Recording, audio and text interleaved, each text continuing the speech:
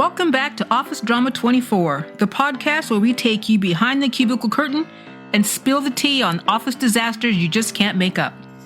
I'm Mary B., your trusty guide through tales of nepotism, narcissism, and just plain nonsense in the professional world. Today, we are diving into nepotism horror stories, the kind that make you question why some people even have jobs. You know, those moments when someone's last name or personal connection gets them the corner office? We've all seen it, but today's stories go beyond annoying. These are downright catastrophic. 3 stories, 3 dumpster fires. Let's get into it. Let's kick things off with story number 1. The CEO's son who tanked the family empire. Picture this, a Midwest-based manufacturing company, successful, respected, a real American success story. Brad is the son of the CEO, fresh out of college with a liberal arts degree. Anyway, Brad gets handed the title of Vice President of Operations.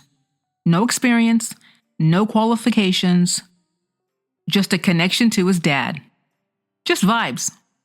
From day 1, Brad starts restructuring. Veteran employees, the people who built the company from the ground up, start getting pink slips because Brad thinks they're too stuck in their ways. He replaces them with his fraternity brothers.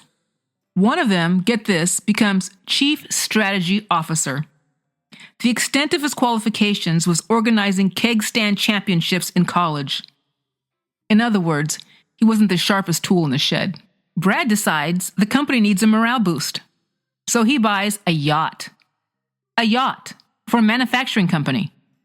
And if that wasn't enough, he implements mandatory gratitude journaling sessions every morning. Nothing says job satisfaction like writing your feelings before operating heavy machinery. Things spiral, deadlines get missed, clients are furious. The employees who stuck around are over it. And then, like the cherry on this disaster Sunday, an investor catches wind that Brad's yacht isn't just for morale.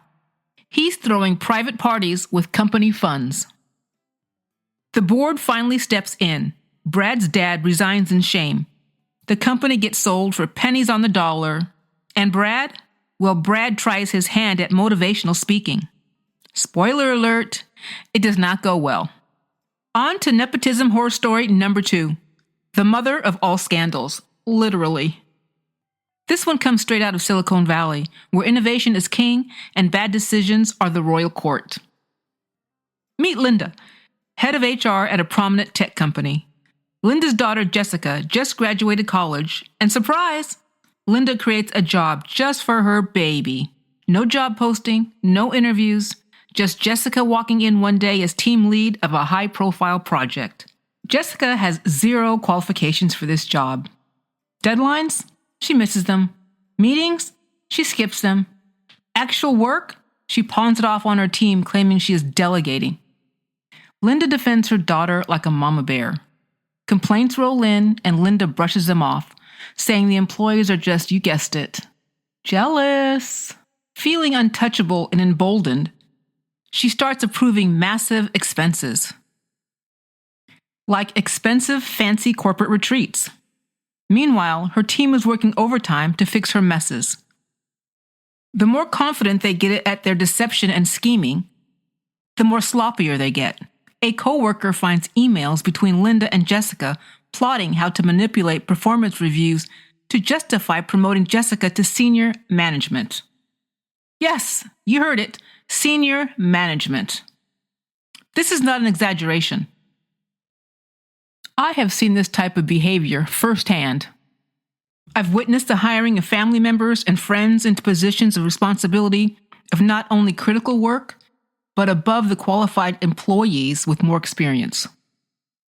Colleagues hire unqualified family members or a friend of a friend who has a son or a daughter that wants another job because they don't like their boss or some other stupid reason. What's even worse is when they try to convince me to hire someone they know. And no thank you, I'll pass on that scenario. The result of these type of actions infuriates the workforce and becomes a serious morale killer. Needless to say, they try to keep it hush-hush and on the down low, but eventually it all comes out. I would choose never to risk or jeopardize the respect of my team to add an unqualified no load to our organization. It just wouldn't work. I have in the past agreed to review their suggested resume, but 9 out of 10 times it is clear. Not in this lifetime, not on my team. No. That suggested resume ends up in the round file. For those of you who are unaware of the round file, that's also known as the trash can. After some time, an internal audit of Jessica's expenses kick off into high gear. As we all have figured out already, the investigation did not end well. Busted. Linda's role in the hiring deception surfaces and she resigns in disgrace. Jessica is booted out, fired. But wait, this is not the last they hear of Jessica. She's not going away peacefully. Not a chance. Jessica sues the company for wrongful termination. The case?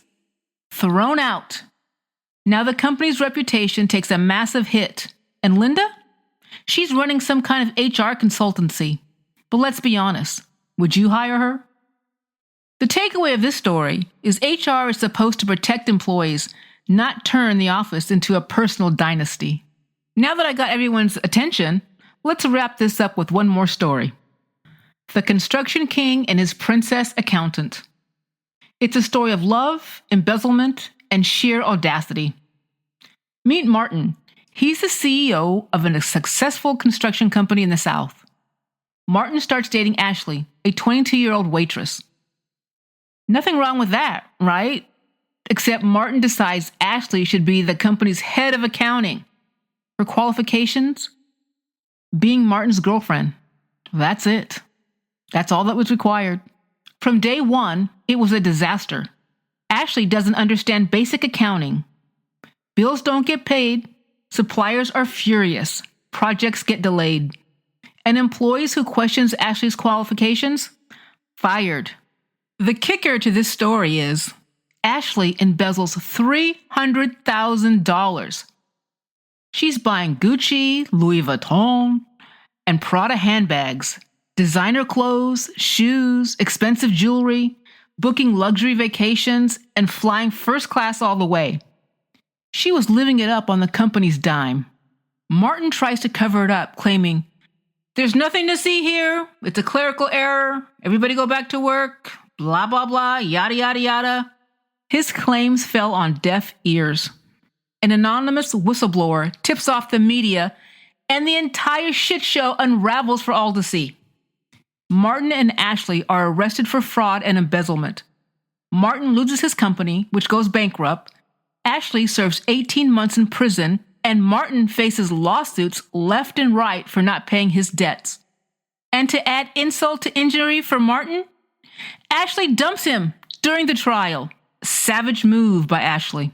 The lesson here, if you're going to hire someone you're dating, maybe don't put them in charge of the money. And there you have it, folks. 3 tales of nepotism gone horribly, hilariously wrong.